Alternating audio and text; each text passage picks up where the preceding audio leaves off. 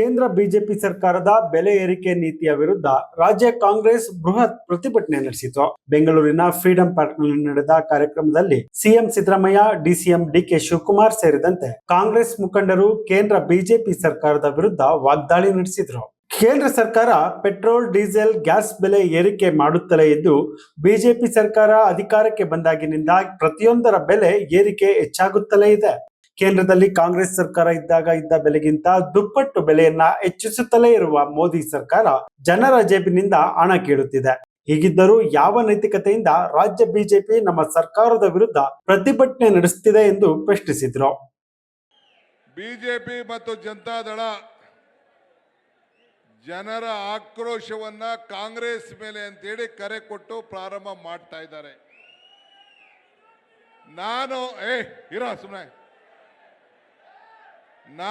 ಅವ್ರಿಗೆ ಹೇಳ್ತಾ ಇದ್ದೀನಿ, ನಿಮ್ಮ ಆಕ್ರೋಶ ಏನಿದ್ರು ಕೂಡ ಈ ಬೆಲೆ ಏರಿಕೆ ಕಾರಣಕರ್ತರಾದಂತ ಕೇಂದ್ರ ಸರ್ಕಾರದ ಬಿಜೆಪಿಯವರ ವಿರುದ್ಧ ಇರಬೇಕೇ ಹೊರತು ಬಡವರ ಪರವಾಗಿ 5 ಗ್ಯಾರಂಟಿ ಕೊಟ್ಟು ಈ ಬೆಲೆ ಏರಿಕೆಯಿಂದ ಸಹಾಯ ಮಾಡ್ತಾ ಇರುವಂತ ಕಾಂಗ್ರೆಸ್ ಸರ್ಕಾರದ ವಿರುದ್ಧ ಮಾಡಲಿಕ್ಕೆ ಸಾಧ್ಯ ಇಲ್ಲ ಅನ್ನೋ ಮಾತನ್ನ ಈ ಸಂದರ್ಭದಲ್ಲಿ ನಾನು ಹೇಳ್ತಾ ಇದ್ದೇನೆ. ಇವತ್ತು ನಿಮ್ಮ ಪಕ್ಷಗಳಲ್ಲಿ ಆಂತರಿಕ ಜಗಳ, ನಿಮ್ಮಲ್ಲಿ ನಾಯಕತ್ವದ ಕೊರತೆ, ಜನತಾದಳದಲ್ಲಿ ಆಂತರಿಕವಾದಂತಹ ಜಗಳ, ಇವೆಲ್ಲ ಕೂಡ ಮುಚ್ಚಿಡ್ಲಿಕ್ಕೆ ಇವತ್ತು ನೀವು ಪ್ರವಾಸ ಕೈಗೊಂಡಿದ್ದೀರಿ. ನಾನು ತಮ್ಗೆ ಹೇಳಲಿಕ್ಕೆ ನಾನು ಬಯಸ್ತಾ ಇದ್ದೇನೆ, ನಾವು ರೈತರ ಪರವಾಗಿರುವಂತ ಒಂದು ಸರ್ಕಾರ, ಕಾರ್ಮಿಕರ ಪರವಾಗಿರುವಂತ ಸರ್ಕಾರ, ಎಲ್ಲ ವರ್ಗದ ಜನರ ಪರವಾಗಿರುವಂತ ಸರ್ಕಾರ. ಇವತ್ತು ರೈತರಿಗೆ ಹಾಲಿಗೋಸ್ಕರ 4 ರೂಪಾಯಿ ಇವತ್ತು ಫೀಡ್ಸ್ ಬೆಲೆ, ಬೂಸಾ ಬೆಲೆ ಜಾಸ್ತಿ ಇದೆ.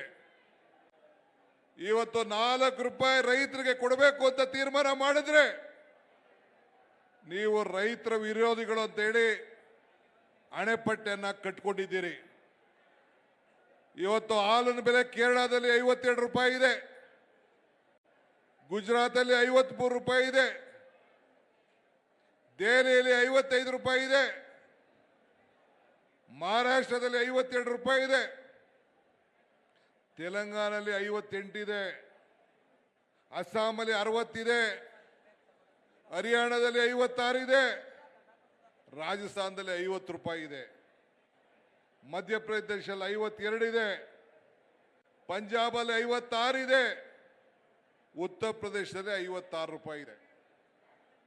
ನಾವು ಎಲ್ಲರಿಗಿನ್ನ ಇನ್ನ 10-12 ರೂಪಾಯಿ ಕಡಿಮೆ ಇದ್ದೀವಿ. ಯಾರಿಗೋಸ್ಕರ? ರೈತನ ಬದುಕೋಸ್ಕರ ಇವತ್ತು ಕೇವಲ 4 ರೂಪಾಯಿನ ಮಾಡಿದ್ದೀವಿ. ನೀವು ಮಳೆ ಗಾಳಿಗೆ ಎದುರುಕೊಂಡು ನೀವು ಜನ ಆಕ್ರೋಶ ಯಾತ್ರೆಯನ್ನ ಕೈ ಬಿಟ್ಟಿದ್ದೀರಿ. ಬಿಜೆಪಿ ಸುಳ್ಳು ಹೇಳೋ ಪಕ್ಷ, ಸುಳ್ಳು ಸುಳ್ಳು ಸುಳ್ಳೇ ಅವ್ರ ಮನೆ ದೇವರು. RSS, ಬಿಜೆಪಿ, ಹಿಂದೂ ಮಹಾಸಭಾ ಬರೀ ಸುಳ್ಳು ಹೇಳೋದು. ಈಗ ಅಂಬೇಡ್ಕರ್ ಮೇಲೆ ಪ್ರೀತಿ ಬಂದ್ಬಿಟ್ಟಿದೆ. ಇದಕ್ಕಿದ್ದಲ್ಲ, ಅಂಬೇಡ್ಕರ್ ಮೇಲೆ ಪ್ರೀತಿ ಬಂದ್ಬಿಟ್ಟಿದೆ. ಅಂಬೇಡ್ಕರನ್ನ ಕಾಂಗ್ರೆಸ್ ಸೋಲ್ಸಿದ್ರು ಅಂತ ಹೇಳ್ತದೆ. ಅಂಬೇಡ್ಕರನ್ನ ಕಾಂಗ್ರೆಸ್ ಸೋಲ್ಸಿದ್ರು. ನಿಜವಾಗಿ ಸೋಲ್ಸಿರೋರು ಅವರೇ ಪತ್ರ ಬರೆದಿದ್ದಾರೆ. ಜನವರಿ 18, 1952 ಇಸ್ವಿ ಅವರು ಒಂದು ಪತ್ರ ಬರೆದಿದ್ದಾರೆ. ಆ ಪತ್ರದಲ್ಲಿ ಏನಂತ ಹೇಳಿದ್ದಾರೆ ಅಂತಂದ್ರೆ, ಅವರ ಕೈ ಅಕ್ಷರದಿಂದ ಬರೆದಿರೋದು, ಸ್ವತಃ ಅವರ ಕೈ ಅಕ್ಷರದಿಂದ ಬರೆದಿರ್ತಕ್ಕಂಥ ಲೆಟರ್. ಅದರಲ್ಲಿ ಏನು ಹೇಳಿದ್ದಾರೆ ಅಂತಂದ್ರೆ, ನನಗೆ ಡಾಂಗೆ ಮತ್ತು ಸಾವರ್ಕರ್ ಸೋಲಿಸಿದ್ರು, ಡಾಂಗೆ ಮತ್ತು ಸಾವರ್ಕರ್ ಸೋಲಿಸಿದ್ರು ಅಂತ ಪತ್ರ ಬರೆದಿದ್ದಾರೆ. ಇದ ಮೇಲೂ ಕೂಡ ಕಾಂಗ್ರೆಸ್ ಸೋಲಿಸಿದ್ರು ಅವ್ರಿಗೆ ಅಂತ ಹೇಳ್ತಾರಲ್ಲ, ನಾಚಿಕೆ ಆಗಬೇಡ. ಸಂವಿಧಾನ ಬರೀಲಿಕ್ಕೆ ಅನುಮತಿ ಕೊಟ್ಟವ್ರು ಯಾರು? ಅಂಬೇಡ್ಕರ್ ಅವರು ಸಂವಿಧಾನ ಬರೀಲಿಕ್ಕೆ ಅವಕಾಶ ಕೊಟ್ಟವರು ಯಾರು? ಕಾಂಗ್ರೆಸ್ ಪಾರ್ಟಿ.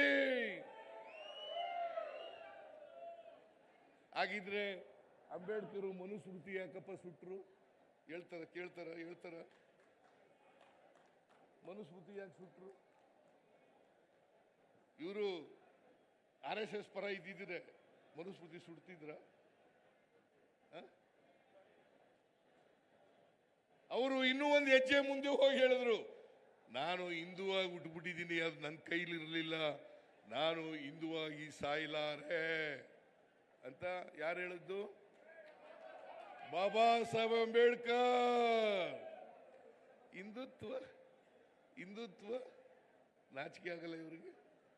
ಮಾನ ಮರ್ಯಾದೆ ಏನಾದ್ರು ಇದೆಯಾ ಇವರಿಗೆ?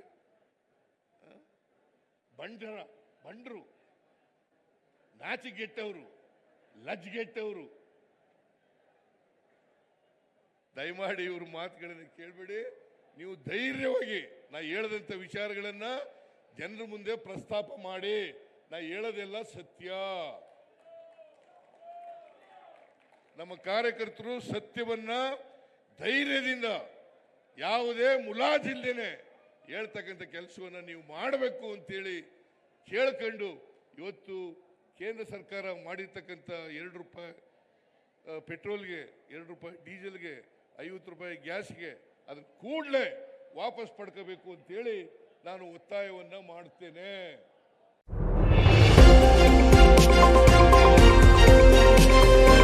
ನವ ಕರ್ನಾಟಕ ಟಿವಿ, ಜನಪರ ನ್ಯಾಯಪರ.